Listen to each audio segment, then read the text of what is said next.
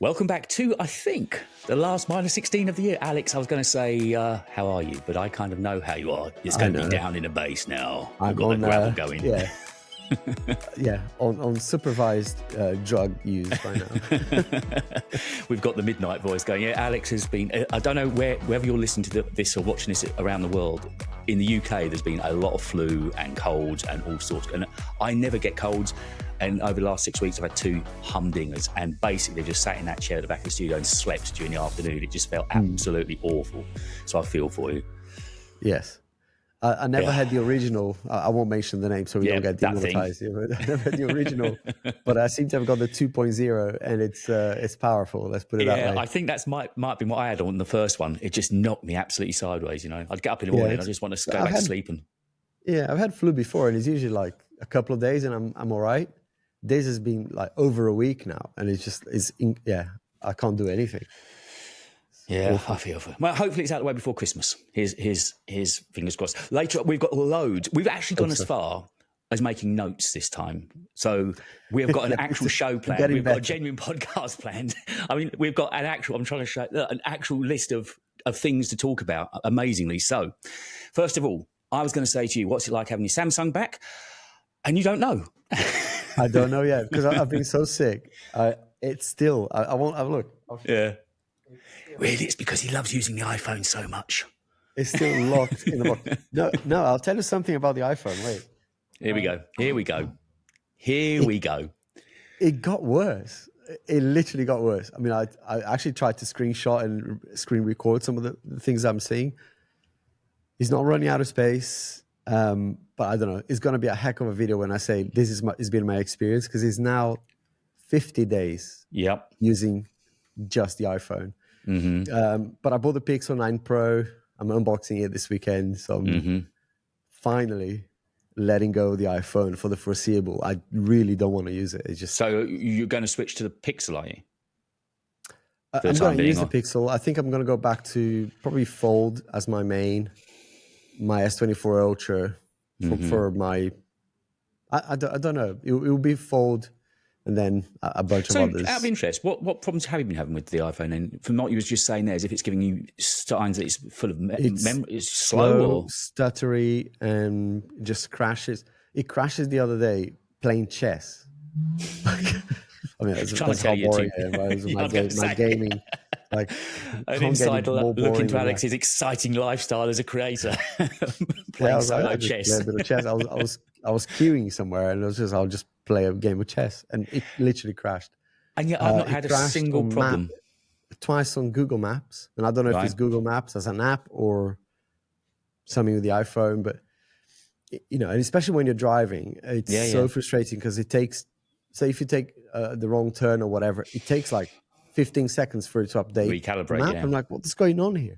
I never had that on any other phone, including previous iPhones. There's something wrong with this one. I'm not sure if it's... I would think it's a dodgy handset, because this one's been absolutely fine. Battery's okay-ish. And when we were talking, I think, to Daniel a couple of pods back, from what he was saying and you were saying, battery's about the same as you guys are getting on the S24. No, this one's been fine, So I think it could just be I've got a dodgy handset, but so I can't wait to go with it, to be honest. I'll be interested to see because the time that I did spend with my Pixel, I did enjoy it, I must admit, and it looks like quite a pretty phone, the 9. So it was the only premium Android that I've used, and it was a really lovely phone. There was a lot of it I did like about it. So I'll be watching that one for sure. Talking of iPhone, you mentioned to me yesterday about all these iPhone 17 rumors. I mean, obviously, even with your dislike of the iPhone, you'll be getting one. It looks like I call the iPixel 9 Pro. So there's iPixel 17 Pro Max. There's kind of 2 rumors going around about the camera setup. There's either going to be a triangular display or much more of the visor. Triangular camera layout or visor layout, depending sort of where you're looking at the stories and who you're listening to. But it sounds as if, and also with the iPhone 17 Air that's coming out, so the stories are that the 16 Plus is going to be dropped. We're now going to have the Air, which is going to be the thinnest iPhone ever. It's going to be the most expensive iPhone, but not the most feature-packed iPhone. So, okay. So the Pro's still better, but costs slightly less. The Air hasn't got as much, but it has got an Apple 5G modem in it. and it's going to cost more. So you're paying more for less, but you're paying for the thinness and the premium of it, or the idea that it's the thinnest phone I've ever made. Apparently, it's going to be 6.6 inches display. Yeah. I don't know. It's just such a boring phone that they have to do something drastic. From my perspective, anyway. I know some people out there love, including yourself, right? You love how it is. I don't know. For me, it does need something drastic on everything, hardware and software. Especially when you look at what other phones can do these days. I mean, even even some kind of less known Chinese brands out there like Honor, Oppo, Xiaomi. Yeah. Obviously, that's a big one, but yeah, they're coming up with some features that you think, why can't we see that on Apple? Well, as much as I do, I'm perfectly happy with the iPhone. I made a short yesterday about something I'd completely forgotten about, the camera control button.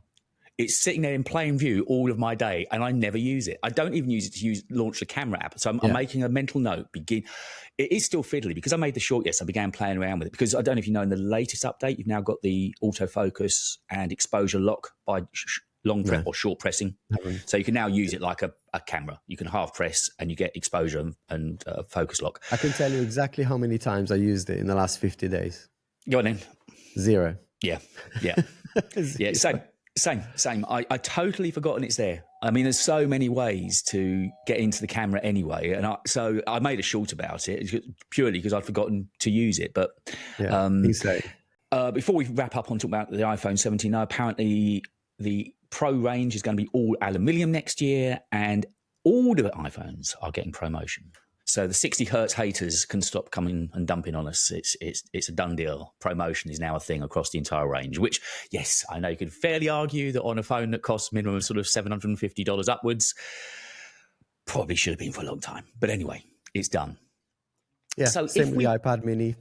Should have been done. But I'm guessing that's given them a reason to say, hey, the new iPad mini, when it comes out, we'll have that as well. Well, I've just written a piece today sort of looking back on this year, which is what we're about to do in a moment. Because we've actually got production notes here, I can tell you what our running order is. I feel so professional this time around. We're going to crash and burn, I'm sure, but we've actually got an actual show note here. But yeah, then I began, the rumours as far as I know for Apple next year are possibly a new Apple TV, possibly a new HomePod mini, possibly this new HomePod with a screen, sort of an iPad on top. Like the Google home thing. Yeah. It looks like Apple are trying to lean into smart homes a lot more. And then obviously we're going to get the M4 Mac Studios. Because like me, you've never owned a Mac Studio, have you? No. So that looks like the Mac Studios are coming out next year. The M4, the M4 Mac Studio. Yeah.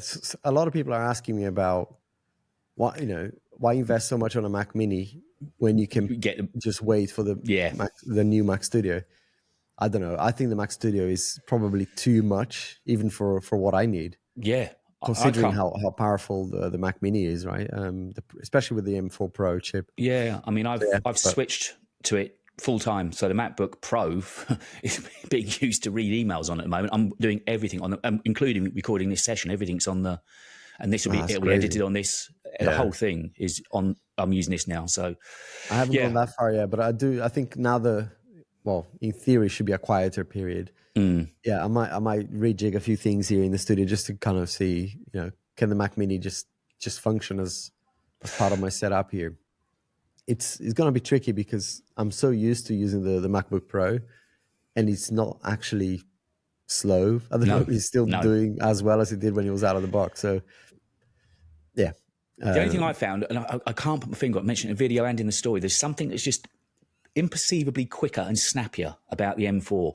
The M1 Mac, you would never use it and say it's slow, but it's only when you use the Mac Mini against it, it just feels, I don't know, sharper somehow. Milliseconds, just that kind of general user thing you get when you're sitting there in front of it for hours and hours. Yeah. You get that kind of feeling.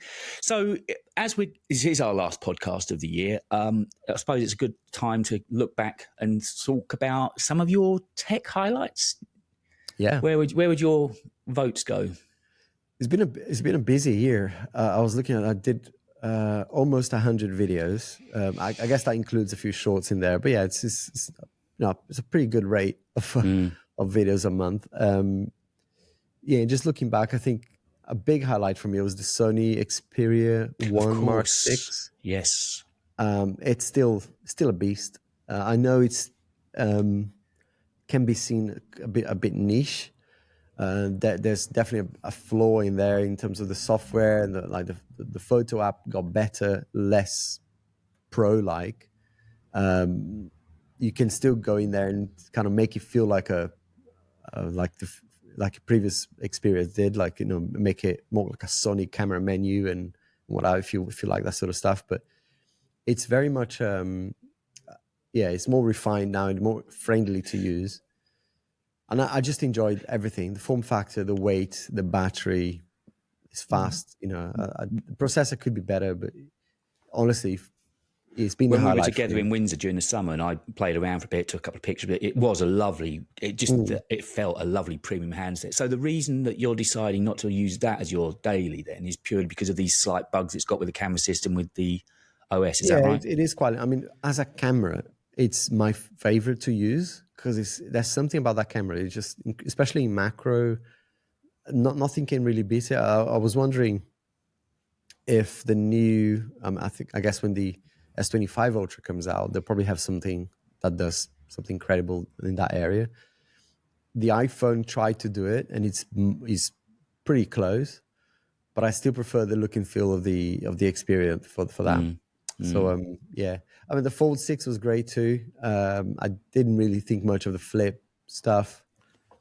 The Honor Magic V3, I never used it for an extensive period, but I saw it, you know, in Berlin, had some fun playing with it. But that I imagine would be a great phone as well. I mean, it's such a, because unlike the Fold, you know, you can barely see the crease. It's lighter, it's thinner. Software is going to be a problem, right? Because it's not, you know, Samsung spent a long time to get One UI to where it is. Yeah. But yeah, that was from a hardware perspective, probably the best foldable I've ever seen. It's been a crazy year. Obviously, going to Berlin itself and meeting other creators there was great. I think that was a big highlight.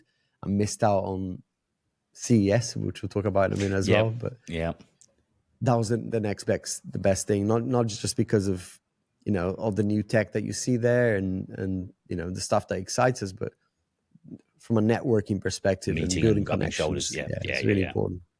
Yeah, I definitely recommend. Yeah, we should definitely do it Berlin next year. Yeah, well, we're going to begin talking about that in that and CS, and I think probably my tech highlight probably would have been the Mac Mini. Actually, I think they saved the best till last. I really struggle to fault it, and even with the SD card slot, a couple of viewers had made the point, which is very valid, saying, well, in actual fact, most of the higher end cameras now are recording direct to SSDs anyway, not to SD cards. So possibly the days of the SD card slot and SD cards are kind of numbered anyway. So that's a valid point. I don't know about that one because what does your Sony's record to? SSDs both or SDs? SD and CF Express. So you can choose. Yeah, right. Yeah. And if you've got a monitor, you can also record it to an SSD externally. But right. Yeah. Yeah, I think it's funny you should say the Mac Mini as well, because I'm still in the Mac Mini sort of honeymoon period, so I don't see it as a highlight because I'm still in it. But you're right, that is. It's hard to fault. And even with the money that you spend on it, you know, the one I've got sitting here wasn't cheap. Yeah. But even at that money, it's a hell of a machine. And also, and as a creator, I know you'll understand it, my desk setup looks lovely. It's picture ready virtually all day long, and it just looks, it's on point. It's so small. I honestly think you overspent on that, but yeah, we can agree to disagree. But I think, yeah, I just don't like giving Apple any money for storage. I just don't think it's worth it. Well, actually, I'm going to go through your thought process here because it's something that I'll be interested in. I think some others might too. So I'm looking ahead to next year storage issues because I've only got a terabyte on there. And if I'm working on certainly a big... Yeah, well, you know, though, when I'm working on a Final Cut project for a week, that will because I always edit directly off of the desktop. And at a terabyte, I'm normally getting the warnings. I know what it is. It's just the cache file. That's all it is, because that can be, 80, 90, 100 gigs easily. But anyway, if I was looking at external SSDs, Thunderbolt 5 external SSDs, am I going to run into the issue that they overheat and I begin that they throttle? Because when I tried to edit off the Samsung T7 early this year. Yeah, but you see, that's the difference. Right? There are different types of SSDs, right? Those ones are, for me, the way. So I did a best SSDs video a couple of times, and what I say in those videos is there are SSDs that are purely for storage. So literally, you store things in it, and you don't use it very often. You might go back to it once in a blue moon to search for stuff. So it's almost like a backup. Whereas the SSD that I use with a Mac Mini or even with a MacBook Pro, they're more like for as fast, if not faster, than the internal hard drive or the internal SSD. They have some kind of internal cooling, don't they? They've got some of them now are coming with cooling. I don't particularly like those because they're quite noisy. But yeah, I was just trying to find one because I've got so many. So I've been looking at this OWC Thunderbolt Thunderbolt 5. I think Patrick's used one, isn't he? Yeah, I would say wait until the Acasis one is more available. I think you can get it now actually, because that one you can choose the internal bits as well. So if I'm not mistaken, the OWC comes with it's like a locked in thing. Is a OWC thing, whereas the Acasis one is the enclosure, and then you can put your own SSD inside it, which is what I do. I mean, I've been using it. I mean, I think I got to a point where I had 20 terabytes in these little enclosures. And I was like, okay, now I need a NAS. Right? I think when you get to 20 TBs, you start to think, that was my next question. It was either getting a really good Thunderbolt 5 SSD to go with it or going the NAS route. But the NAS route is going to be a few £1,000s. I mean, even for fairly basic Synology or Ugreen, they're quite high end. How you go. I mean, I was just watching a Linus video yesterday, actually, because he found this deal on eBay. It's a different level, right? But he bought petabyte of data. So about 60 drives of 20 terabytes each. Oof. And all fully redundant and whatever. But, you can buy 3 of those for $600. And that's it. So you got 40 terabytes with one as a RAID. You can kind of have one as your parity drive or whatever. It's like, okay, well, that's, even if you go to $1,000, it's still like way cheaper than buying from Apple, right? There's a convenience aspect, which I won't ignore, right? That there's definitely something in having everything inside, and you don't have to kind of, worry about, oh my gosh, where's that cable or where's the drive? It's that convenience that you can't beat that. But like you said, for people who are using large amounts of storage every day for videos or for photos or whatever, 1 terabyte or 4 terabytes makes no odds. It makes no.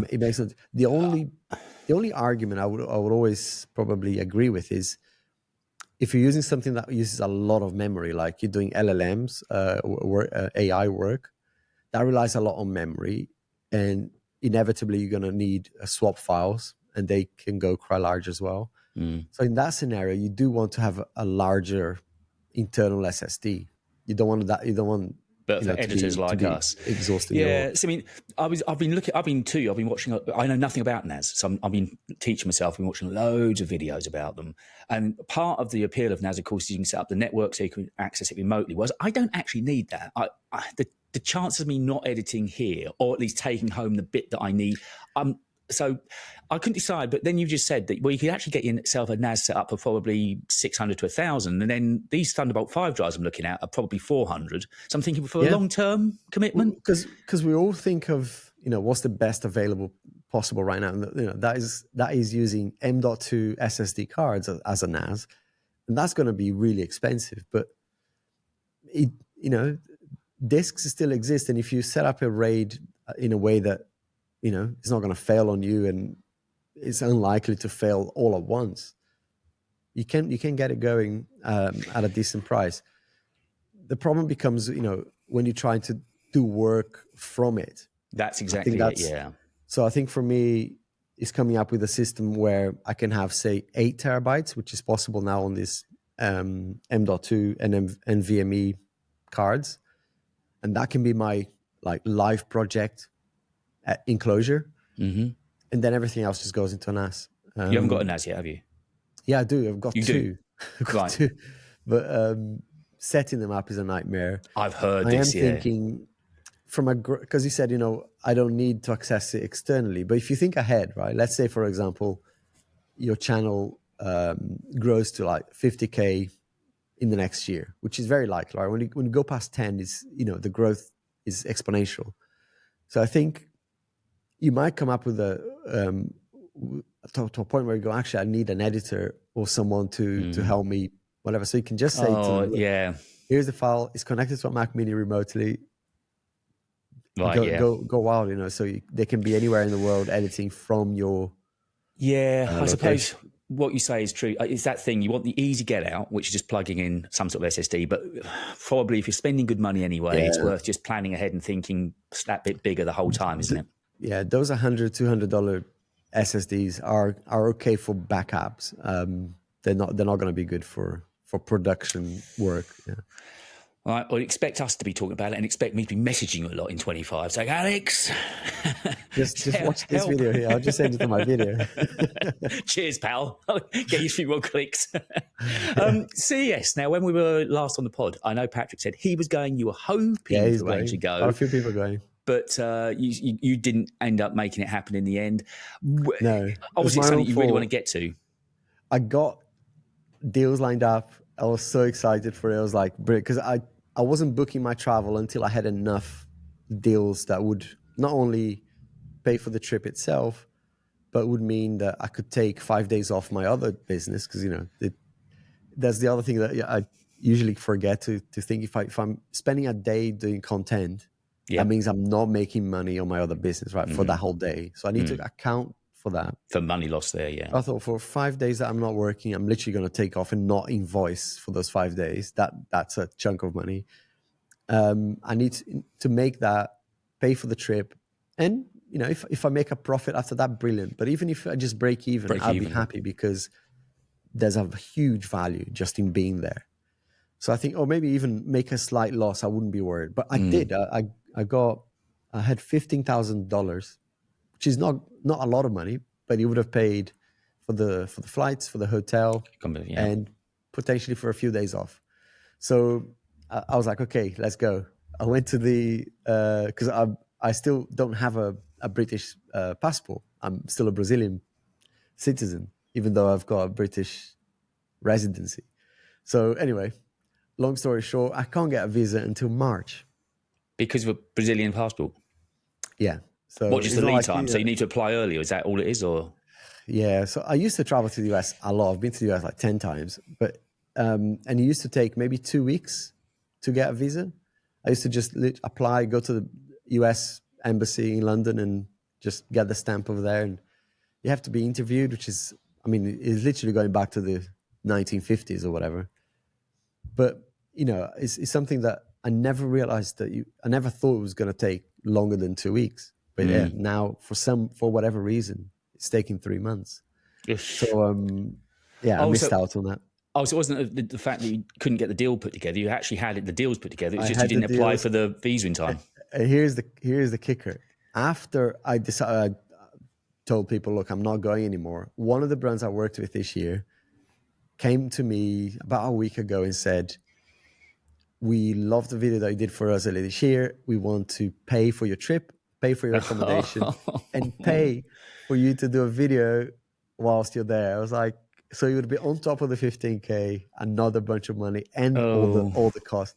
So I definitely would have made a profit and would have been perfect. So thing is, the positive side is, there's always next year, right? So year. At least now you've got your card marked, to apply for the visa earlier. And if those sponsors are lined up this year, hopefully they'll still be good in 12 months' time. And if you work with them during this course of 25, you can begin to think. Because obviously when you went to Berlin, that was kind of one of your first experiences of a big expo like that. And you said that was really beneficial, didn't you? And that was really, really well planned on my part. I think I had just hired Shiv, so my helper here. Yeah. And it was the first thing I asked her to do. Like 2 months before, I said, right, reach out to all the brands that I worked with and the brands that I sort of highlighted to her. Because you can go to the website even now, you can say which sponsors are attending the event or they are exhibiting there. And you can just reach out to them, right? And register early, which is what I did. Because once you register, they start emailing you. but yeah, I can see you going. So, do you want to meet up or whatever? I said, yep. Is there, an opportunity for a collaboration? So just registering, maybe not even if you don't go to CES, just register. Oh, because you see all the emails and all the response. Oh, that's a good point. Yeah. Yeah. There was an 'Cause, agency that sent me through one of those emails. I didn't bother registering because I thought, well, I know I'm not going. But perhaps I should have done. Now I've got so I think that there's definitely great reasons to doing that. And it's just, I'm gutted that I missed out on that. But anyway, well, now I know. 12 months' time, you'll be there. And Berlin, is that summertime, August time, something like that? Yeah, so everything that happened at CES happens again almost. The products you see at IFA are new for Europe, but they're already, it's basically, a European version of what happened already in CES 6 months before. But well, it's still lots of value going from my experience. I'll see how the channel's doing. That's something I'd earmark, because if I could, again, like you, if I could make it work, obviously Berlin's not that far away for us from Europe. It's easy to get to. And the benefits of being there are obvious. So fingers crossed. What I like to do, because last year, the way I did it was exactly the same principle, right? I have to make sure that going there is not going to impact my financials. So it's like, okay, I made it work as a business, got there, and it was really valuable because just spending time with other creators, talking.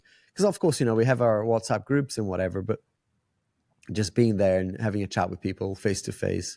Oh, it's invaluable. And meeting the brands as well, right? Not all brands have the right people there for creators, to be honest. They're not the same. There's like a PR element that doesn't really match up with the people who talk to creators. But it's still valuable, right? Because you can ask questions about the products. You can exchange contact details for one. Well, on a much, not meaning to put you down here, but on a more minor level, I was gutted because Alex and I were going to record this together, doing in person at your studio. But because Alex being so poorly, we weren't sure if we were going to record at all. And then he said, well, I don't want to pass it on to you. That's why we're stuck doing it on Riverside. But when I come to you, again, it's that same thing. When you just, what it's like, we sit down afterwards, go to the pub, have a lunch, and you just talk shop. And it's just good banter and ideas, and you feel innovative. And it's a quick call. Have a look at the analytics, right? Just open analytics and show some stats that we found interesting, right? There's stuff that sometimes we don't have time to cover on WhatsApp, I don't think, or whatever. Right? Yeah. No, exactly. So, it's a shame because I was really looking forward to it. I thought it's getting towards the end of the year. It'd be nice to do something different. Come and sit, have that legendary burger at that pub of yours. And I'd already booked that in, by the way. I've had to cancel the table. But, but yeah, it is always a benefit when you spend time. And when me and Daniel were together, again, you just talk, as you say, all that shop stuff that you forget to mention about day to day. And it just is huge benefit. And the thing I liked was that, the number of subscribers don't matter.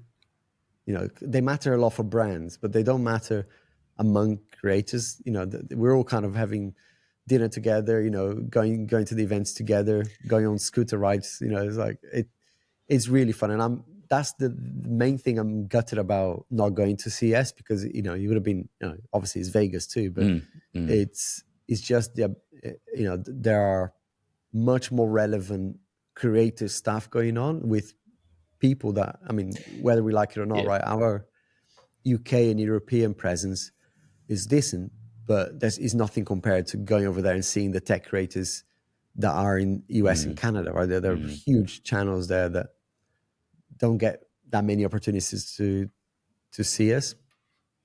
But yeah, some of them do come over to IFA as well. I met Andres Vidoza there, which was cool. But yeah, a lot of the people like Marquez went to CES, right? And that level, they'll go there. Yeah, I think he sends his team now. Certainly last year he didn't go. Anymore, he sent his team. He's too busy driving fast cars. We'll get to that possibly later on. I couldn't help myself. So we were chit-chatting yesterday, and there's quite a lot to actually cover YouTube-wise, as it turns out. Just when I thought it was going to be a sort of a quieter podcast, it's turned out to be tons to talk about. No, so I thought I'd kick off with stuff. Yeah. Well, also before we get into the juicy bits, a couple of things you mentioned yesterday was about the general growth and the way that you get to a certain level in this linear growth. And it was almost like a case, I'll let you do the talking on this one, but it was kind of just putting the reps in, being regular. Eventually YouTube will reward you. I think that was kind of the nub of what you're saying, right? Yeah. I think obviously, unless there's always going to be people in niches that are special, right? They do things in a different way. I mean, we had one of them here. I know Samuel. that Sam is one of those guys, right? He's a genius. Very relatable, very funny, and amazing at creating content. Even though All it's his tech family and content, everything. Yeah, he's a Casey. He's got that kind of level of genius about he's him, an hasn't he? entertainer. He's got everything, right? Yeah, and I yeah. think so. So those are rare, especially in tech, right? We're all kind of a little bit like Yeah. boring. Yeah, But exactly. Yeah. There's a touch of if I look sameness to us all, but now that I've been doing this for, well, it's going to going to 4 years, 4.5 years, right? Something like that. At least 4 years, right? Let's say. So you can start to see a trend in terms of the growth, right? Because I haven't really done less or more videos. The quality has improved a little bit, I'd like to think. But in terms of the numbers, some videos do well. Some videos did well in the first year. Some videos do worse now than they did in the first year. So I think there's a certain balance in there, right? Some videos like the Mac Mini, for example, was the best ever. oh, those two have done remarkably well, haven't they? On the 10th of November this year, I got 1,450 subscribers in that one single day. And that was a Mac Mini video. So I think those are quite rare to see. But if you take those outliers out, you can definitely see a growth. But I noticed that, from 0 to 10,000, the growth is, there's this shape. And then from 10 to 50, it's almost like exponential. You get this spike. And then from 50 to 100, the same. And I'm seeing that now from 100 in where I am now. We're at 120 now, 115, 120? 133, yeah. So it's really decent pace, but I'm not doing more or less. I mean, I've been busy, but I'm not busier than before. It's still just me editing. It's still me just doing most of the things. What I'm saying, though, is what hasn't changed was consistency. I have, there might be a week that I take off, maybe 2 max, but I'm always uploading something. And I think that's kind of, the message, really. If you stay consistent, growth will come, whether it's fast growth or slow in my case. But the beauty is, YouTube seems to, I mean, they will never admit to this, but I can see, right, there seems to be a formula that it's like if you keep consistent, they'll say, right, if you're in this chunk of creators between 0 and 10,000 and you stay consistent, you're going to get this allocation of impressions that will generate subs, right? Almost like they're testing your metal. If you've got the guts to ride through the rough times when you're not getting any views and still turn up and get those videos out. Yeah. And there will be videos that throws that theory out of the water, like the Mac Mini videos. They're like, okay, ignore everything I said. But for 99% because both of those have gone videos, over 100,000 for you, haven't they? Those two videos. Crazy. I mean, actually, so one is nearly 200. The other one is going that way. It's not slowed down. It's 168, I think now. Yeah, I mean, 165,000. Crazy. Obviously, compared to this time last year, I'm in a position to kind of, I guess, throw my 2 pennies in. And I've done exactly, you've seen me at my lowest when I'm just not getting any views kind of thing. But I've always posted, always tried to improve, always done it the straight and honest way. And now I'm just beginning to see, this time last year, I think my average view on a video is probably anywhere from 1,000 to 2.5. Now, I'm generally disappointed if I'm not getting at least 5 to 10. So there's been good view growth, and that's video on video. And I've gained over 10,000 subs this year. So it's going in the right direction. It's been slow, but equally, I think it's given me time to find my voice, find my style, find what people want. And now I've got that bit down. Hopefully the growth will be consistent. And people seem to, it's like people actually begin to look forward to your videos being uploaded. Yeah. And I think what you've done right as well is that you've found a good lane to be, right? I mean, the Apple lane is a lane that you can't really go too wrong with it, right? Because if people are interested in your Mac Mini videos, they're quite likely to enjoy your iPhone, your iPad videos too. Yeah. Whereas before, right, if you backtrack a year ago or a year and a half maybe, you were doing pixel videos, you were doing some random stuff, right? That probably people didn't want to watch. I have that problem still. I guarantee I can see, right? If I uploaded a gaming chair video the other day, it's like, people are like, no, they're But not interested. the Pixel Which video, is for fair instance, enough. that you said you're going to unbox this weekend, how do you think that will go? Because that's I mean, your channel's known for being cross-lane, isn't it? You can really narrow it down to being Apple, Samsung, and Google, but particularly Apple and Samsung, I guess. I'm not convinced that it matters anymore, to be honest, because, if I think about the videos that did well in the last 3 months, the Mac Mini videos, for example, I'm not sure my Samsung fans, for example, would be watching those. Some might, but a lot of them are new viewers. The question is, will my Samsung in January? Obviously, there'll be a Samsung phone, and I'll be talking about that. Yeah, I'm more concerned about how those will do, because it's almost like YouTube don't seem to send the notifications to all your current subscribers. They'll probably select a few. It's really hard to predict at the moment, because ideally, everyone in my 130 odd thousand subscribers would be there, for their own thing. And whenever I upload something, they will say, okay, well, I'll skip this one, but I'll watch the next one. But I'm not sure if they're actually even getting notified or being recommended the videos. No, I mean, I've had that. A couple of people that I know, friends, subscribe to me and say, oh, I didn't know you'd uploaded, kind of thing. So, okay, they haven't got notifications on, but nonetheless, you'd imagine as a subscriber, they should be getting sent through. I think the other thing that's helped me, I've tried to make this kind of total package. And I always forget that my website is actually moderately important. Google told me this week it's had 30,000 hits in the last 28 days. And that's because obviously there's always content going onto there, and it's all SEO'd. So, if people look for M4, they'll find it on my website, which then leads to my YouTube channel. They'll find it on my Medium, which leads to, so there's all that kind of thing going on in the background.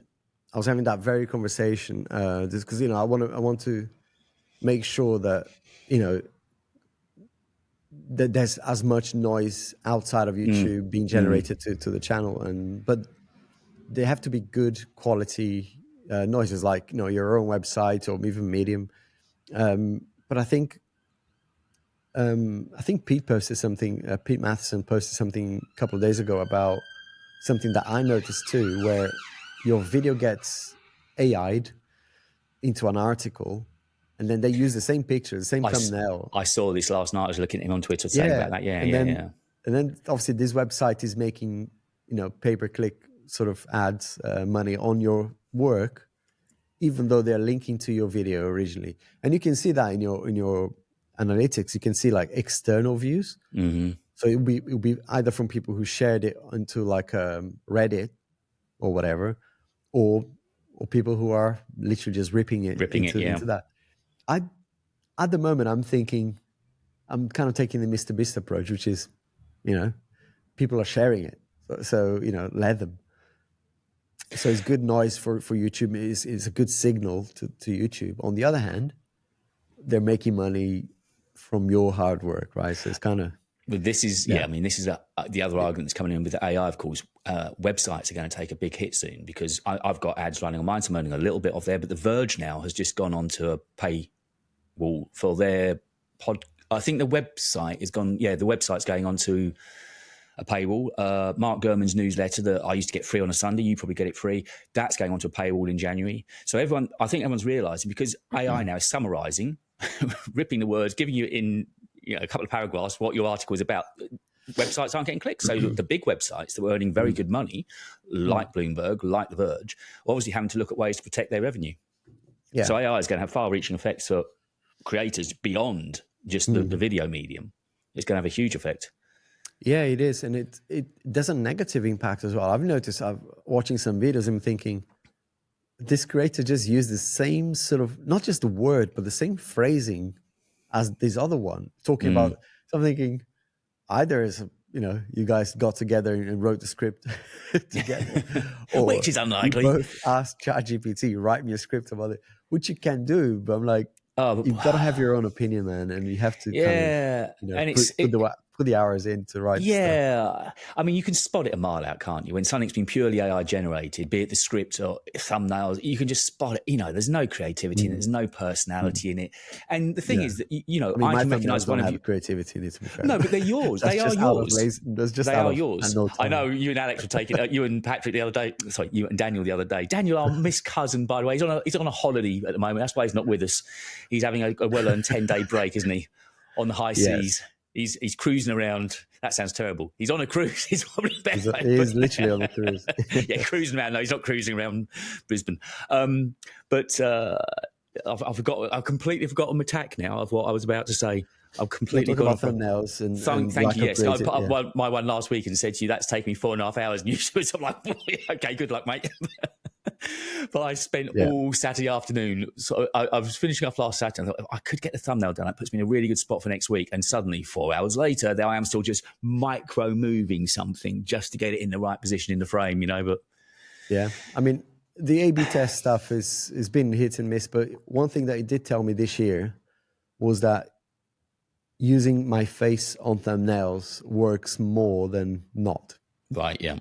Which I never liked it. I mean, if you go back to my channel and see all the initial thumbnails, none of them had my face in them. But I just people want to see faces. Let's go. Well, yeah. I mean, it is at the end of it. Of course, it is USP, isn't it? Is your face. It's your channel. People will immediately recognise it as being you. We were just talking. I mean, another creator that comes to mind that immediately recognises his thumbnail. Somebody we were speaking about just before. Actually, we're hoping to get on next year. Suggy from talking tech. I've forgotten the name of his channel. Gear and Tech, isn't it? Gear and Tech was, I think, his channel. Yeah, I know you are. Suggy's channel. Tech Gear Talk. Tech Gear Talk, that's it, yeah. I mean, his thumbnails are beautiful, aren't they? Yes. But never a face. He's got very bright, vibrant colors. Yeah. Very good framing. Yeah, it's amazing. Yeah. So, But just going slightly off list, as you've mentioned A/B testing, something I saw vidIQ put up on Twitter last night that got my attention was that apparently YouTube are about to start title A/B testing. Yeah, I saw someone posting about, who wants it. I was like, yeah, please. Do you think they'll do title and thumbnail A/B at the same time, so you can switch? If you upload, surely it has to be right. It has to be. They have to go together. Yeah, yeah, because we've griped about that this year, haven't we? That you can change the thumbnail, but it's still got the same title. We've said this several times. It was like, it's great that we can change the thumb, but sometimes you want the title to go with it. With it, yeah. Changing the thumb, you're very limited if you're only able to change the thumb, right? Which has been the issue. Yeah, because of course, in theory, your thumbnail is supposed to be telling the story to your title, isn't it? It's supposed to be a link. And if you're only changing 50% of that element, there's a good chance that suddenly your title isn't going to be relevant to your thumbnail. Yeah, my latest video one, it's funny, right? Because I throw one in there now just as a one of those that is pushing the boundaries a little bit into the clickbait territory.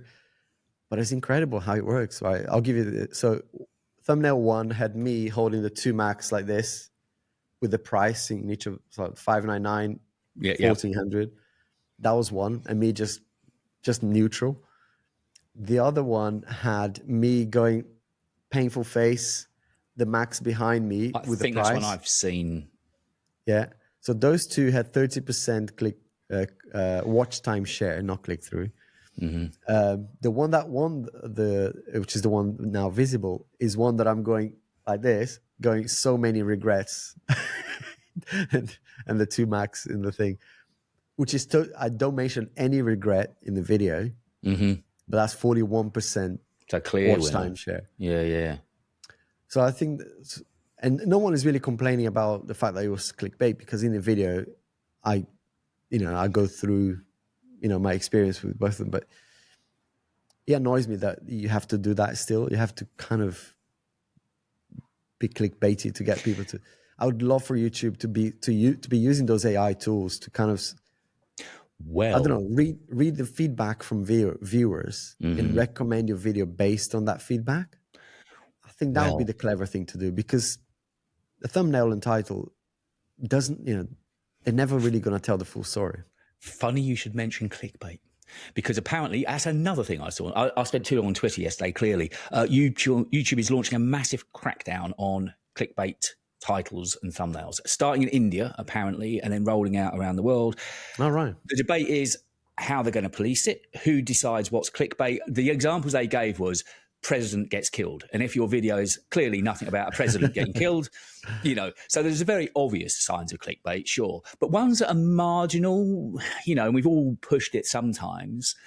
I know I got accused early in the year. Oh, it was when the first Apple event of the year was coming up and I said something confirmed. And it's like people were watching. Oh, well, I thought you had. Well, okay, so yeah, that's kind of legitimate clickbait. I didn't think that was heinous, but nonetheless, I don't know how they're going to police it. It's potentially a good idea. I think certainly in our group with Daniel, we've spoken about a couple of people that we wouldn't mind being taken care of with pure clickbait titles. But I don't know how they're going to go about it. It's, in essence, a great idea. Yeah, in tech, there's not that many, right? But yeah, it's pretty boring. I'm just looking at Marquez's titles. Oh. They're nice and short. That he tries to fit everything in one line, which is good. Oh, he had one here saying, "I'm taking a break." No, he wasn't. Yep, exactly. Yeah. Okay. So managers, you've switched managers. Yeah, I'm now on my 5th. Either you don't like them or they don't like you. I don't know which way it's going. Yeah, it's definitely not them. It's me. I just thought I'd give it another go. We had that conversation here with Patrick last time, right? And he found one that seems to be decent. So I thought I'd give that a try as well. Looking forward to that because, yeah, like we've been saying, right? It's not just the fact that you can get better deals, but it's the headache and the, I don't know. Every time you respond to an email, even though it's a quick email to say yes or no, or to argue why your rate is your rate, it's mental. Like it takes a little bit out, right? Even if you're like in the flow of writing a script, for example, and that email pops up saying, "Yeah, we really want to collaborate with you, but can we have a discount on your rate?"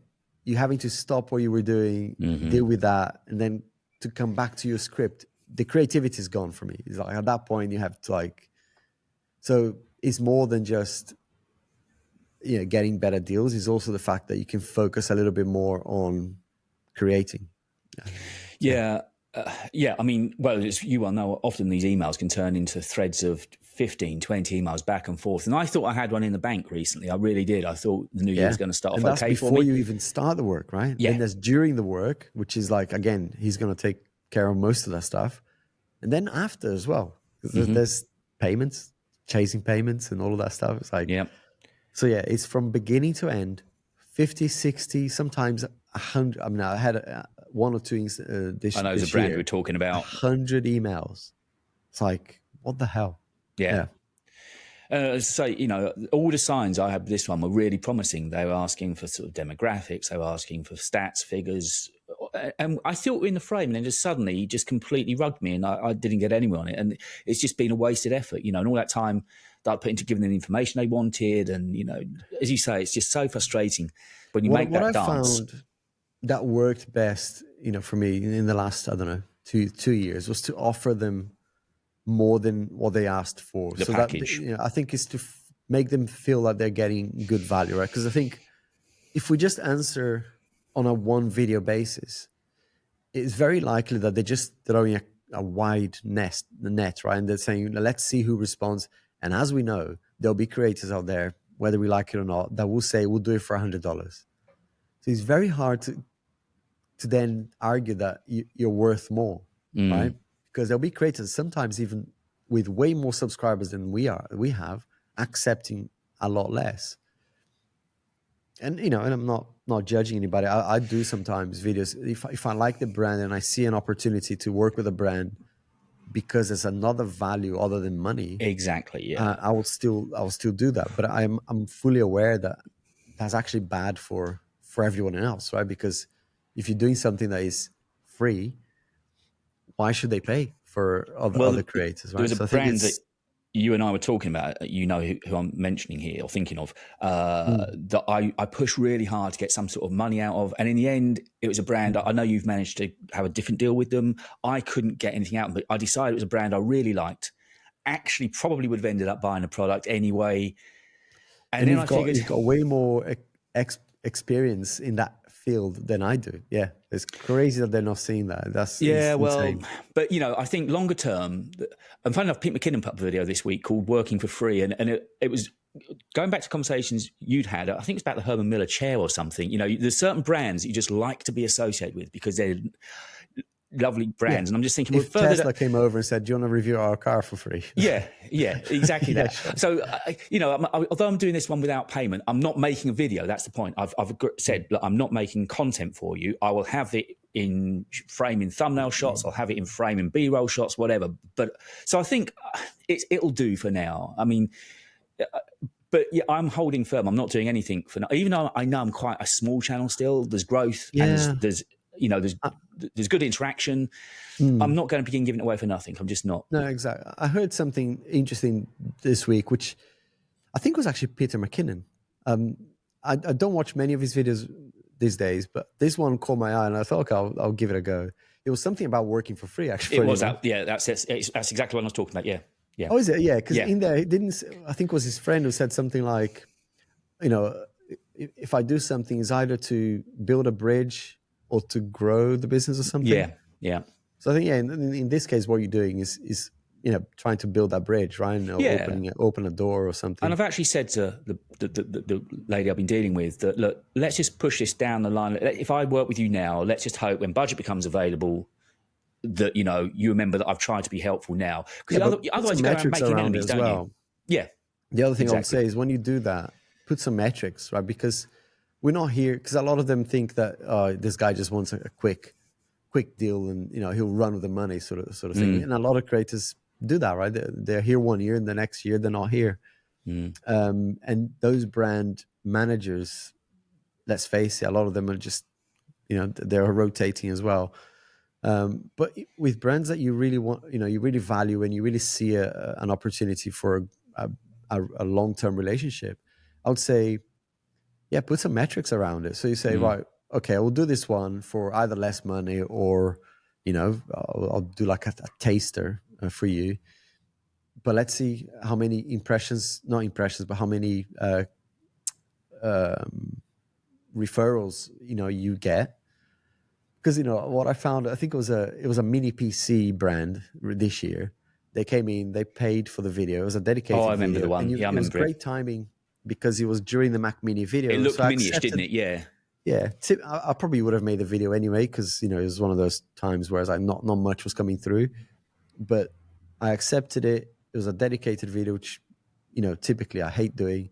But in this case, it made sense because it was the right time. It's like I even actually made the whole thing around, why buy the Mac Mini when you can buy one of these sort of thing. I remember it. In that scenario, that video actually generated, I won't say the exact numbers, but it generated 10 times more than what they paid me for the video in terms of sales, right? Revenue to them. So it's incredible return on investment. So I said, okay, here's proof, right? That for this money, you got this back. Because they came back and they wanted to do something for CES as well. But they offered me less money. I was like, wait After you've just seen these metrics, it doesn't add up. Are you not seeing the hard facts here? So I think it's important to go back to just say to me, okay, we'll do this one in this way, but let's put some metrics around it so that you say, so that you can see that investing in my channel has return. Right? Well, the other thing I'm going to do again, sometimes you might not do, but well, take a look at your book because obviously my other hat, as you know, I've got a design business. I'm a designer, so I'm going to actually put a rate card together at long last, a media pack, so that I've got a ready-made PDF to send back to them, and I can update as things progress. Someone said actually that's not a good idea to have the rates in the media pack. Yeah. Forgot what the rationale was, but it was something around if they have more budget than what you're quoting, you've shot yourself in the foot. You could potentially be, kind of. So I think it's probably better to say we offer these packages. Yeah. Depending on your budget, we can adjust it, right? So you sent me yours from about March time. I'm guessing, has it changed much? Yeah. Oh, Yeah. I'll get you to send me your latest I one. don't have the rates in them. That's for one. I'll send you a message. I'll get you to send me your latest one so I can have a look at it and sort of Yeah. I'm take a happy to steer off share it. that. Yeah. In fact, I'll just send a link to the podcast thing so people can go in that, because it's on my website. You can basically just download it. Oh, okay. Right. Two things you mentioned which are kind of connected. Invalid traffic has once again raised its head. And Lots of people, also not me, revenue, luckily. the ups and downs of revenue, something again you said you'd noticed and read about. So what was all this about then? Yeah, so far I still haven't seen the message. Either I missed it, or I You just don't been miss it, blessed. trust me. The minute you open up Studio, it's a banner across the top. You cannot miss it. Yeah, I've been lucky then, because so many people. It was And Quinn I think Nelson, just wasn't it? Snazzy Labs, you just said. in the last He's been 24 hit. hours, yeah. So I've got the tweet here. Now his channel's 1 point something, isn't it? So it's going to be a big hit for him. 1.1 million, yeah. So he just posted this in the last 24 hours. So on Thursday, the 19th of December, he said, "This is one of the most terrifying things you can see as a YouTuber. People's channels die because of this, and I've literally done nothing. Someone please help." So this is, yeah, like I say, it's a 1.1 million size channel being hit by this thing, and YouTube has no. I have seen people really go. It's not just the fact that you're getting this message and nothing happens. The revenue gets a huge hit, and for channels that are relying solely on AdSense, I mean, I think it's a dangerous thing to do anyway, because you never know when YouTube will just cull that completely. No, right? but even at 1.1 million, his AdSense is going to be a decent cherry on the cake.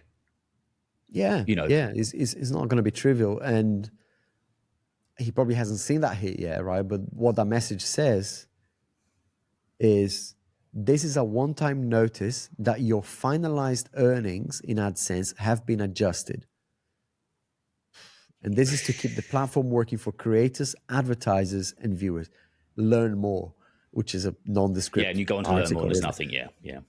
But yeah, that's scary. I mean, we were talking about how good AdSense used to be. I mean, 2 years ago, it was more than. I mean, I had way less subscribers, but the revenue was at least double what it is now, which is crazy. And an example that someone gave me today on one of our WhatsApp groups That's was, right, yeah. this channel has over 250,000 subscribers, 250,000. When he had 65,000, he was making over £5,000 a month, pounds. Now he's making 2,000 or something, So and that's 4 times the amount of subs. with 250,000. Yeah. And there's no, and well, is that just the CPMs dropped? I don't know what it is. I mean, the thing is, we all have to kind of just trust the figure that YouTube pays us. We don't really How know. can we argue? Exactly. How can you argue? Especially when, I mean, we know that 2 years ago, was this summer 2023, when they were in courts and stuff, right? Fighting with the Google stuff. Yeah. Because advertisers found out that the ads they were buying were not being displayed to actual people. They were being displayed on. That's right. Embedded Some players and stuff. Weird places that people couldn't actually watch. Yeah. I mean, it did happen to me, but I wasn't. I mean, I only just monetized, so I wasn't actually losing anything out. And even now, yeah, it'd be a pain, but it's not as if it's going to be something that would be life altering. But obviously, you work hard for it, and in months like at the moment, going to January, when I haven't got any sponsors lined up, if I can keep on getting views, then obviously AdSense is kind of important to me. And, if you're just being stolen or just get landed invalid traffic, and, I've watched Snazzy's channel long enough. He's not a clickbaiter. He's not anyone sensational. He's very analytic of it. They're long videos normally, 20, 25 minutes long, and he goes through belts and braces. You wouldn't think that's the sort of channel that's going to get hit because he's not trying to be sensational. Yeah. So I'll just actually, it's worse than what I quoted. The guy, so when he had 60,000 subscribers, he was making 3,000, and now that he's got 250,000, he's making half of that. Yeah, a month. So yeah, AdSense is one of those things. Don't count. That's my recommendation. Don't count as an income, because it could go anytime. When it comes to me, I always see it as a nice little bonus, because yeah, I think for us is to try and make it work from advertisers and Yeah. affiliates and whatever. It's difficult because you could end up doing what I did this year, which is way too many videos that were focused on revenue rather than the content. Even though I said at the beginning of the year, I would do no dedicated videos. Yeah. But it does get to a point where you're like, this is costing a lot of money, right? If I do nothing, it's at least £1,000 a month just to be here in the studio. So I have to make that at least. Otherwise, I'm losing money, right? And so there's points where you go, actually, to make this work, you have to accept some deals. Yeah, you can't be a saint. And I told you, whether it comes, I think I doubt it will, but I told you just before the videos we start recording, somebody's come through to me asking for a price for dedicated and integrated. It's something I'm not particularly keen on. It's not a fit with the channel. But I'm thinking, going into January, it's lean. If they're willing to pay the money I've asked, I've gone in high because I figured if they take it, they take it. If they don't, they don't. It's one of those. I'm not going to negotiate with them. Yeah, but it will pay the bills. So it's tricky, and I'm hoping that coming into next year we can all kind of focus on getting, and I think that's maybe something that might help as well, is to get a plan ahead, like a 2-3 month ahead. So these are the videos that I think I'm going to be making, and offer that to the brands and say, right, pitch the videos to them rather than responding to emails. Because for far too long and too many times I responded to emails and then try to fit that brand into a video, and you end up making basically just an ad read, right? And it's harder to integrate. And I think still that will still happen, but is the dedicated videos like an entire between 5 and 10 minutes talking about something that is going to be interesting for a very small percentage of your community, right? Yeah, I've only done one this year, one dedicated, and they are clearly a different skill set. They're harder to produce because generally enthusiasm's not as high for me either, because they're not, we're not being asked to review a Samsung S25 or something. It's not, we're not. I love when it's a dedicated video and the product is something that you want to talk about, right? And there's been a couple of those this year. I think the one that was almost like a nice surprise was the Plord Note Pen, which is a recording device. I saw that initially, all the way until I was actually using the thing. I thought this is going to be one of those. It's going to tank for sure, but they were paying well. Ended up being something that not only, and maybe that's saying something, right? If you actually enjoy the product, maybe that's the only policy you should care about. Because in the video, I was clearly passionate about the product. I went way above and beyond what they were asking me to do. And maybe that's what made the video do well. Because when you're not passionate about the product, people will switch off anyway. Yeah. So maybe it doesn't tank because it's a sponsored video. It tanks because you're not yourself. They can see people can see through it quickly. Just thought about that. Yeah. One other thing that we both noticed in YouTube Studio now is that you can tick or untick a box saying if you want third-party AI models to be able to learn from your content. I think both you and I have got that one firmly switched off. But, you can't Google stop themselves have their own video making AI thing now, right? It doesn't stop them doing it, but at least, like I said, it stops other ones using. Yeah, it's gonna happen whether we like it or not. I don't think we can stop it. I mean, I got one creator, I think it was over a year ago now, where I think it's over 500,000 subs channel used my B-roll in loads of his videos. Yeah. I remember that. Yeah, that wasn't even AI. That was just a guy literally just ripping my content. Yeah. I do like the fact that you can now use video generation tools rather than having to search for through a library of videos. I quite like that aspect. On the other hand, it's going to be hard to be original, right? I think for a lot of people, it's like, what's original anymore? Nothing I do. And Dubbing is, again, now automatically input on in some languages, isn't it? It's automatically being... Annoys me. Yeah, annoys me. Yeah. Some viewers on my Brazilian channel said that they were watching my video from the English channel in Portuguese, and they said that sounded weird because So they it's obviously English subscribe to voicing? my. So Yeah. what, they're using the English video with your mouth saying English word, but then dubbing it in Portuguese? Dubbing in Portuguese, yeah. Even though you've made it in I have a Portuguese. Portuguese channel, and they are subscribed. They are subscribed to the Portuguese channel, but because I haven't posted for 2 months, they're like, we're excited to see you like talking in Portuguese, but it wasn't really that good. It's like, okay, well, so I had to turn that off immediately. Yeah, I must check. I've turned it off actually in studio. I must go and check. I've turned that one off. I think, But I don't know. It's a discussion, though, right? Is that a good idea? Because these features, in theory, whenever YouTube puts a new feature, right, it's something that they're probably pushing. Are we limiting ourselves? oh, I see. By turning switching it off, yeah. Because there could be, if it's on, maybe they'll show it to more people worldwide. Put it this way: I've not had anybody complain, so I suppose that's a yardstick. Can you choose the ones? Because I'd love to say, yeah, it's okay for China, Japan, and do those that. No, isn't it? You're either in or out. As far as I read it, I need to go and relook at it. I thought you either turned it on or off. I thought. Well, I think that's been we've got through a lot. I've got through a lot in this one. And just sort of to wrap up now, it's been a good year for our channel. We wish we had more time to help it grow, but all the people that have subscribed this year, and it is definitely growing now. We're getting good views on every podcast, good listens on every podcast. So thank you.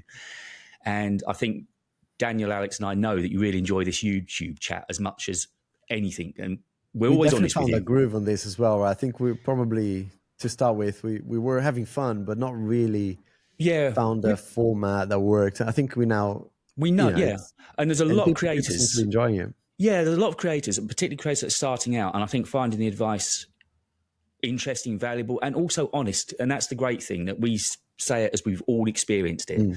So if you are regular to the channel, thank you from all of us. It makes a huge, huge difference to us. Absolutely. And we are going to take just a tiny little break now. 17th, I think, is the next time that we're going to be back. We've got some good guests coming up, right? We have got, I'm going to, but the 17th is just before, or it's going to be sometime in January. I know it's going to be Samsung Unpacked, isn't it? So I'm going to pretty much have a quiet episode. I'd imagine that first one back could be you two having a good chat about what's coming up, and me sitting there just scrolling through my phone. So we're going to take a couple of weeks off. Our next podcast. Daniel probably already has the S25 Ultra in his hands. Couldn't possibly say. So we'll be back on the 17th, recording on the 17th, which I mean, it'll go up the day after that weekend. So just a couple of weeks longer to wait this time around. But just a number of reasons. There's all sorts going on: family holidays, Christmas. Daniel's away. I know you've got family stuff to take care of. My daughter's coming back from London for a few days. So yes, and then at the end of January, we have got Kyle Eriksson on with us. It's in the diary. It's agreed. He was lovely to deal with. He's all happy. He's all done. He's just gone. I think he's had another milestone. Again, he's just turned 100,000, I think, this week. Awesome. Yeah. So, Kyle is brilliant. Yeah, I mean, one of those chats with him is, his channel is incredible. If you like Apple stuff, that's a great channel to follow. We'll put his name somewhere down here somewhere. So, so he's coming. Is he on the 17th? No, we're recording with him on the 31st. Awesome. So 2 weeks after. So we're back on the 17th, and then the one after that will be with Kyle. And then we've reached out to a couple of other creators. I know there's a couple of people you're going to try and reach out to again and see if they'll come on with us. So we're going to try and get guests on with us regularly. But we love doing it. It's great fun. I know you said to me earlier today it'd be the highlight of an otherwise pretty crap week for you. So honestly, I won't go on. Don't feel sorry for me. We love doing it. We love doing it, and it's been great getting Daniel on board as well. I remember I was driving into London one weekend, and it was just after we'd all been together, and he said, "What about a third wheel?"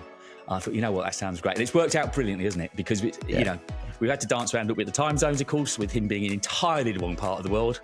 But it's been great. We've really got a good chemistry going. So thank you so much for listening, watching, and being part of this through the course of the year. So we're back mid-January with our next one.